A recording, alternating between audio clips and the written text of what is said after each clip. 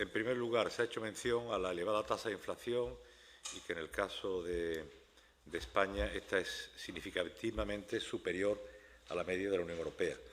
Esto tiene una explicación, es que en la estructura productiva de la economía española el sector servicios pesa más que el sector servicios en el resto de economías europeas, Francia, Alemania, y en consecuencia, cuando hay una subida de precios, es más difícil incrementar la productividad de las empresas del sector servicios de manera que puedan compensar el incremento de costes que en el sector industrial, ¿no? O en otras palabras, si hay una cadena de montaje de coches, es más fácil aumentar la producción por hora trabajada de coches que aumentar la producción de un camarero en un restaurante. De manera que esto es una consecuencia directa de la estructura productiva de la economía española y no tenemos culpa de nada, sino tenemos la que tenemos, ¿verdad?, en el corto plazo. En todo caso, no va a ser fácil combatir la actual situación de subida de precios, ¿no? Hay dos motivos fundamentales por los que los precios están subiendo, ¿no? Por un lado, por el lado de la demanda, por el lado del consumo, porque a pesar de todo lo que está ocurriendo, de cuellos de botella en el Pacífico, de subida de materias primas, guerra de Rusia, etcétera, etcétera, las economías siguen creciendo. Y están creciendo por encima del 4% con toda seguridad. No tendremos datos buenos hasta finales del mes. ¿Ya es abril hoy? Bueno, finales de abril, que es cuando el INE hace público los datos de crecimiento con un mes posterior al trimestre natural, que sería el primer trimestre del año. Pero a lo que voy, en relación con la inflación, este incremento del consumo de la familia contribuye en alguna medida a que los precios suban. Pero aparte de esta perspectiva del consumo de las familias y desde la demanda, hay factores fundamentales que lo explican ahora desde el lado de la oferta. Las empresas están sufriendo un incremento brutal del coste de la energía que utilizan para fabricar productos. En el corto plazo no hay ninguna empresa que sea capaz de, en un periodo de un año, compensar vía incremento de la productividad lo que son subidas del petróleo que se han multiplicado por 2 o subidas de la electricidad que se han multiplicado por 4. Es una tarea de años, ¿vale? Seguro las empresas han reaccionado intentando introducir nuevas tecnologías que ahorran el consumo de energía, etcétera, etcétera, pero en el corto plazo un impacto muy, muy potente. ¿Qué ocurre? Las empresas no tienen posibilidad de absorber vía incremento de la productividad ese incremento de los costes y una parte de esa subida de costes lo van a repercutir a sus clientes vía incremento de precios. Y, inevitablemente, otra parte lo van a tener que asimilar, lo van a tener que pagar las propias empresas.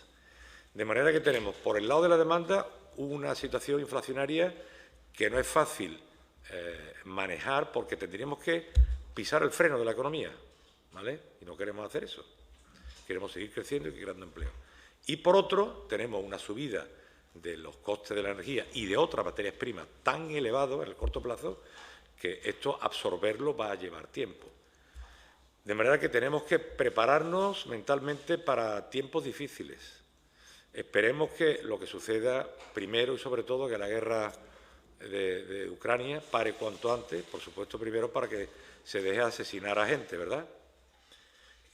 Pero también para que la economía se vea beneficiada, que esto aguantarlo lo podemos aguantar unos cuantos meses, pero no hay ningún gobierno que sea capaz de, a escala masiva, intervenir en el mercado de la energía, porque es que llega un momento que no tiene recursos, ¿vale? O sea que entonces, en fin, que estemos preparados para esta eventualidad. Esperemos que no, que la guerra se pare y vuelva poco a poco una cierta normalidad el mercado energético. Esto ya ha ocurrido otra vez en la historia y lo ha mencionado el señor diputado por el Partido Socialista, ¿no? Desde el año 73 al 81, el precio del barril de petróleo se multiplicó por 30, ¿vale? Esto provocó que durante la década, prácticamente toda la década de los 70 y primeros 80, la economía española y las europeas, todas, y Estados Unidos, ¿no?, tuvieran que llevar a cabo un proceso de reestructuración brutal para adaptar toda la estructura productiva a esos nuevos niveles de precios. Hubo miles de empresas que cerraron, el desempleo se disparó. Entonces, Hombre, yo espero que esto no vaya a ocurrir con la misma intensidad, con la misma fuerza que ocurrió entonces, pero estamos adentrándonos poco a poco en el terreno de la estanflación, del estancamiento de la producción con inflación de precios, ¿no? Ahí veríamos realmente medidas muy duras que tendrían que adoptar todos los países europeos para, primero, contener la inflación y, a partir de ahí, reconducir la actividad de los sectores reales. Porque con una inflación del 10%, una economía no puede crecer, solo en el corto plazo, en el medio y largo plazo no puede crecer. Y, por lo demás, hombre, estaremos de acuerdo que la mayoría de las herramientas más potentes... Tiene que ir finalizando. Ya voy acabando. Por supuesto que nosotros podemos hacer más. He mencionado algunas de las medidas que se han adoptado, pero las medidas más potentes para parar el tema de la inflación en la economía española y que no se hunda, la tienen evidentemente los gobiernos centrales, tanto aquí como en el resto del país europeo. Gracias.